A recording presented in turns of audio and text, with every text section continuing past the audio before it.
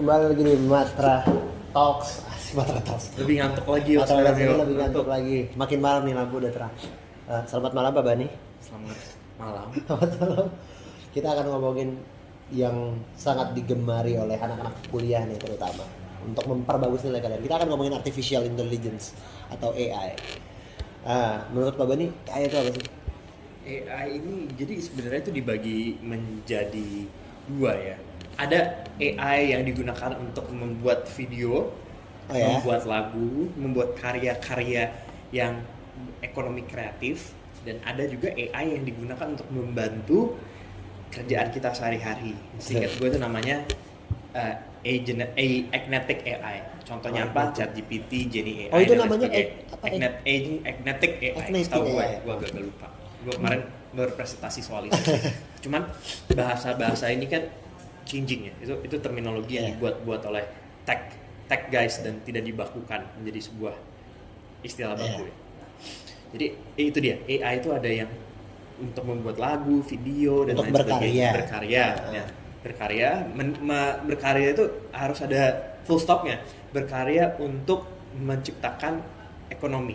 Berkarya untuk menciptakan ekonomi. Menciptakan ekonomi. Ekonomi itu lo mendapatkan keuntungan dan juga lo bisa mempekerjakan orang. Itu kan secara gampangnya menciptakan ekonomi. Kedua yang membantu lo sehari-hari. Jadi sifatnya services AI.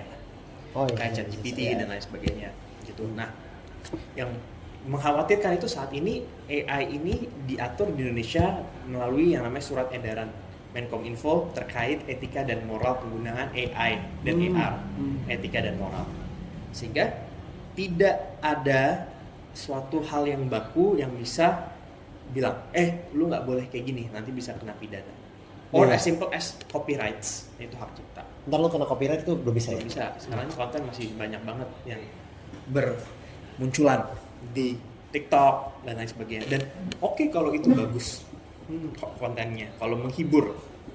Nah, misalkan pun menghibur pasti gue yakin tidak ada izinnya, tidak ada copyright ya. Dia pasti menggunakan suara atau siapa atau mimik muka seseorang menghibur. Tapi tentunya nggak ada izin. Kedua, jika tidak menghibur pasti membahayakan. Contoh yang kemarin menjadi desas-desus itu video hari pertama di neraka yang MUI mengecam, DPR bilang akan buat undang-undang. Tapi sebenarnya yang membahayakan adalah Dr. Azhari pernah bikin video, bukan dia of course, tapi mukanya dia. Tadi Dr. Azhari udah meninggal tahun 2005 tentang cara membuat bom. Gitu. Sempat ada, tapi gue nggak tahu itu udah hilang atau gimana ya. Pokoknya sempat ada Dr. Azhari, ya itu AI. Dan ini cukup serem karena harus ada aturan jelasnya.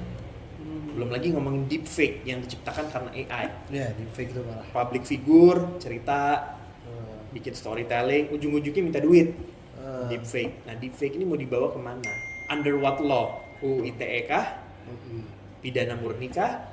Jadi kalau gue saranin harus ada aturan, ya Undang-Undang ITE itu tahun 2008, terus disempurnakan lagi, diubah tahun 2025. Yang salah Undang-Undang nomor 1 tahun 2025. ITE yang lama itu 2011, Undang-Undang nomor 11 tahun 2008. Nah, ya please check ya, karena gue juga akhirnya ITE ada perubahan nih? Ya ada perubahan, tapi apakah mengakomodasikan AI? Enggak juga. Enggak, itu nggak nyenggol AI? Enggak, gini, nyenggolnya gini, undang-undang terkait artificial intelligence dan augmented reality. Terus, harus jelas. Poin pertama, apa yang diperbolehkan, apa itu, pengenalan AI itu apa, terus apa yang diperbolehkan. Jadi lebih better itu undang-undang sendiri menurut lo? Iya. Karena AI ini udah menjadi memang fenomena gitu. Fenomenanya parah sih. Nah, terus apakah AI ini boleh? Kan banyak sekarang kampus-kampus melarang AI untuk mengerjakan tugas. Nah, batasan dan istilahnya apa yang diperbolehkan, apa yang dibatasi gitu. Please harus dispesify supaya ini nggak liar. Dan pastinya ada orang-orang yang memiliki kepentingan tertentu di balik propaganda AI. Bisa kepentingan itu bisa aktor negara, negara lain, aktor non negara, kelompok-kelompok, terus individual yang memang berpikir untuk memecah belah. Karena harusnya ini segera sudah diregulasikan, kenapa tidak gitu loh. Tapi Pak Bani dosen juga kan ya? Dosen. Mengizinkan nggak murid-murid yang menggunakan AI? Ya boleh untuk dia belajar, tapi jangan 100% pakai AI. Untuk AI itu gue misalkan menggunakannya untuk riset. Tapi jangan untuk membuat karya. Jadi karyanya bukan karya Muhammad Arba nih, karya AI. Karya Jangan AI. dong. Tapi kalau karya hasil ngobrol dengan AI bisa ditoleransi. Ya, boleh asalkan gini, kita prudent. Prudent tuh kita menggunakan software pertama yang emang dia bayar pajak. Kedua, kita juga minta izin jika menggunakan face orang atau suara orang. Kayak sekarang kan ada aplikasi bikin lagu Suno. Nah, itu menggunakan aransemen yang pernah kita kenal, izin nggak gitu loh. Liriknya izin nggak gitu loh. Itu jadi kita harus prudent.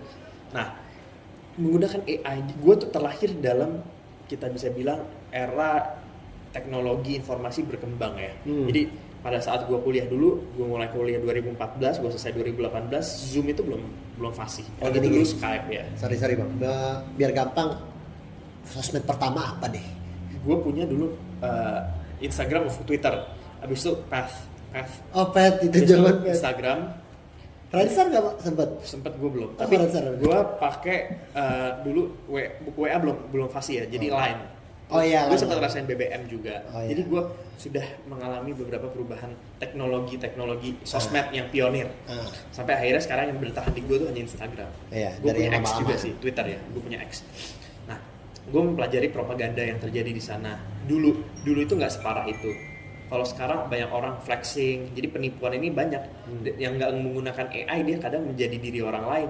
Atau menggunakan flexing purposes buat menipu gitu. Dan mostly digunakan dengan AI, dengan bantuan AI. Sekarang lebih parah lagi, dan AI ini 99,9% bisa dikatakan identik. Nah itu sekarang 2025, 2035 bisa-bisa 500% identik, mau apa loh? Ya kan? Itu lebih mengerikan lagi, semakin lagi. zaman berkembang ya. Ya, dan bisa gue lihat tuh, tadi gue lihat ada podcast AI, tapi karakternya tuh panda. Satu panda, satu lagi beruang polar bear, satu lagi lion. Ngomongin. Itu pasti dibuatnya seperti ini ya? Iya, Coba diganti-ganti. Pandanya ditanya, apa yang membuat lo merasa canggung?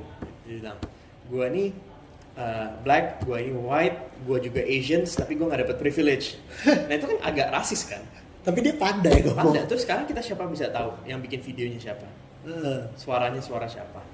Jadi akan lebih sulit track down apabila AI ini memberikan konten negatif. Pembuatnya ini agak nggak segampang itu buat di track, karena kan bukan langsung orang gitu. Ya, it still can be trackable, tapi it's gonna be a bit hard lah. Ini pertanyaan untuk personal Pak Bani aja ya. AI itu kan banyak, ada yang dalam bentuk teks, dalam bentuk video, dalam bentuk foto, bentuk audio. Menurut Pak Bani, jika harus diberikan copyright yang paling kuat, ini tuh harus kuat banget nih masalah copyright ini tuh apa? Yang Foto kah, video kah? generatif AI ya yang tadi. Iya, generatif AI. Generatif AI itu yang harus dibikin copyright. Karena kalau kinetic AI itu sifatnya kan individual ya. Iya. Dan itu juga karena text based Ya, learning, text based. biasanya learning purpose. Jadi nggak terlalu berdampak. Ya walaupun semuanya harus. Iya, semuanya harus menggunakan copyright. Ya, iyalah, tapi generatif AI ya, yang sepertinya harus kita lindungi gitu. Karena generatif AI ini kalau tidak dilindungi, ya itu masalahnya banyak, copyright issue, pidana gitu. Terus abis itu bakal ribut gini. Karena ributnya apa? Purpose dari generatif AI ini bisa dibikin kapan aja oleh siapa aja dengan waktu yang singkat, betul ya? Betul. Lo juga Cepat sendiri banget. bisa membuat video AI dalam waktu 2 hari. 2 hari, Dan sangat itu singkat bagus. gitu. Nah, berarti untuk mendapatkan pesanan mecah belah tuh lebih cepat kan? Iya. Itu dia. Bahkan banyak di kantor-kantor kan animator-animator dibuang karena gue udah bisa main AI. Of course bikin Iya. video aja. Kan bikin prompt itu gampang kan. Tinggal Iya. kita ketik apa yang kita mau. Cuma pinter-pinter kita bikin narasi di prompt. Tapi tau gak sih, Pak, sekarang udah ada ini title job baru, prompt artist. Belum tahu, baru tahu dari lo. Sumpah, ada Ini job sangat prompt menarik artist. karena prompt artist ini harus bisa menarasikan sebuah istilahnya bayangan, sebuah imajinasi, dan imajinasi harus dia tulis. Jadi dia harus punya kekuatan di sini dan punya kekuatan di sini. Dan itu harus ngerti si AI-nya. Semakin AI-nya mengerti, semakin jadi video itu. Makanya jadi prompt artist ya. Sorry, gue agak banyak ngomong. Kalau gue ngantuk, gue banyak ngomong. Oh iya, nggak apa-apa, santai. Kita kan sama-sama ngantuk, udah malam nih soalnya di sini. Jadi mungkin untuk audio, kalau menurutku ya, dari semua ciptaan AI itu semuanya sebenarnya masih ada karakter dari AI itu sendiri. Makanya apakah perasaanku ini, mungkin beberapa teman-teman yang nonton juga merasa ya AI itu punya karakter, apakah karakter itu yang harus dijadikan undang-undangnya, maksudnya dijadikan copyright dari si AI, atau Gimana, aku juga bingung sih sebenarnya A kalau lot of bikin things copyright ya. tuh. A lot of things yang harus di copyright gini. Pertama-tama yang bisa di copyright itu apa? Itu suatu hal yang masih baru kan. Contoh kalau lo bikin karakter animasi, of course animasi ini kayak Pink Panther ini pasti secara kartun dia udah di copyright. Iya. Pink Panther ini haknya ke siapa? Gua nggak tahu dia apakah ke Disney atau ke mana gitu. Jadi karakternya itu kayak The Simpsons di copyright kemana. Nah, karakternya, terus habis itu namanya, terus namanya misalnya Family Guy, of course Family Guy itu kan copyright kan, namanya nggak bisa digunakan oleh ini lagi.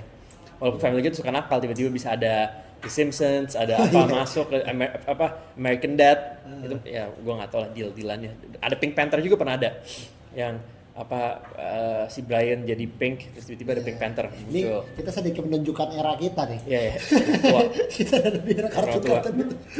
Tapi intinya gini loh, AI ini harus bisa harus bisa memainkan perannya gini. Untuk konten-konten yang positif ya dia harus mainkan perannya. Tapi untuk konten-konten yang negatif harus jaga mainkan peran gini. Bisa nggak sih bikin konten atraktif buat anak-anak belajar? Untuk ngaji bisa nggak? Bisa dong, AI bisa. Untuk ngajar, untuk menjadi guru bisa nggak? Lebih gampang, dibikin gurunya berkarakter untuk anak-anak kecil yang umur 4 tahun. Yang enak dilihat ya. Misalkan si anak ini suka sama Pororo. Nah, Pororo jadi guru ya? iya, Pororo jadi guru. Tapi gimana cara kita memainkan peran ini? Apakah harus izin, harus apa? Atau Pororonya yang megang license Pororo Sekarang bikin udah bisa edukasi. sih bang, kalau nggak kok bilang yang Pororo. Itu Zaman kita. oh, iya. Gitu loh, itu yang harus memainkan peran maksud gua. Nah, ini something yang relatively baru. Ini 3 minggu lagi kita akan bikin podcast misalkan. Tren AI itu udah pasti berubah. Iya. Mungkin bukan cuma prom artis, tapi ada Atau promo apa lagi? porn artis. Sorry itu sih. Iya. AI itu sekarang ini gua rasa bisa menciptakan sebuah ini baru ya. Kalau mohon maaf soal porn dulu itu kan kalau kita lihat porn videos itu kan dibuat berdasarkan narasi dari si direkturnya dan lain sebagainya. Tapi sekarang yang bahaya dari AI, takutnya, khawatirnya orang bisa menciptakan imajinasi yang kurang lebih baik, lebih liar. dan dia ketik sendiri dan itu menjadi sesuai dengan apa yang dia mau. Dan ini impact-nya bahaya. Jadi harus segera diregulasi untuk generasi muda kita. Ya untuk porn. Nah, takutnya ke depan ini terkait lagi dengan population incline karena orang udah bisa mendapatkan imajinasi dia hanya dalam ketikan. Betul. Ini yang harus dipikirin Dan disempurnakan lagi imajinasinya kan. Kan gue bilang tadi orang itu kan mempunyai keterbatasan fisik dan lain sebagainya, nggak semua ya you get it lah nggak. Tapi kalau AI itu kan disempurnakan berdasarkan imajinasi dia. Nah itu yang gue agak bahaya. Kalau bisa harus segera diregulasiin tentang batasan-batasan liar dan potensi-potensi. Belum lagi kita ngomongin AI bisa aja menjadi ya gue nggak bisa bilang judi online per se, tapi bisa memainkan peran di permainan judi. Ya. Banyak dari mulai algoritmanya yang di crack sama AI, dan belum nanti ya judinya di dalam bentuk-bentuk AI. Gue nggak tahu ya, tapi gue kok punya kecurigaan bahwa semua crime termasuk tadi pornografi dan porno aksi, judi online bisa dimainkan oleh AI. Jadi seperti pedang bermata dua juga lah ya. Yes. Bisa membantu tapi sangat bisa menusuk. Yes. Jadi ya itu teknologi kita ini kan advance. Jadi kita harus menyiapkan sumber daya orang-orang kita ini buat advance. Dan kalau bisa secara baik ya. Oke, mungkin pertanyaan untuk Pak Bani buat anak kuliah juga. Kira-kira pakai AI yang mana sih yang bagus untuk services AI? Ya, agentic AI ya. Kalau gua sih ya semua AI yang ada buat bikin dokumen teks itu semua mirip-mirip ya. Cuma keunggulan masing-masingnya juga ada yang bisa video, ada yang lebih lengkap. Kayak game ini kan lebih lengkap. Ada ini. Catat guys. Gua sih kalau untuk riset ya, gua pakai Jenny AI. Jenny AI. Tapi gua hanya untuk riset. Untuk riset, untuk apa. Tapi kan sekarang HP ini kan ada AI. Kayak tinggal lo ketik, kayak temen gue tuh ada yang punya Samsung, dia bilang tolong karang happy birthday terus gitu. Jadi ya kalau untuk kayak gitu day to day activity yang ngebantu lo oke lah, tapi jangan untuk karya gitu. Gini loh, tidak fair kalau misalkan lo bikin skripsi, karena gue bikin skripsi susah-susah, nggak ada AI yang ada zaman dulu, skripsi, tesis dan lain sebagainya. Jadi jangan lo bikin karya lo, nama lo, tapi yang ngerjain bukan lo. Ya itu pride sih ya. Itu menurut gue salah. ya lo bukan Rio si sarjana tapi Iya, AI si AI. AI. SHAI. SHAI. SHAI jadinya. Emang kalau menurutku sih memang kegunaan terbaiknya memang untuk riset. Tapi kesimpulannya angka sendiri lah dari apa yang dia bilang gitu, kalau enggak biar udah dipermudah loh sama dia dicariin gitu. Itu sih.